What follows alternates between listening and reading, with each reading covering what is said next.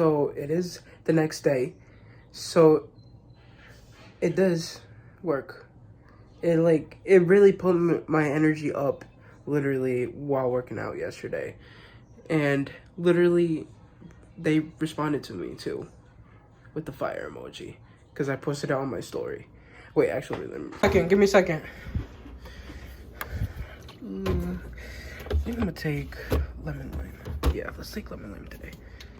Taking it to work. Huh? I don't know what the fuck I'm doing. Yo, I'm ready to just go home, knock out, okay? And then I'll have work in the morning, so I'm fucking exhausted. Today was hard. Okay. I don't know why it was fucking dead too.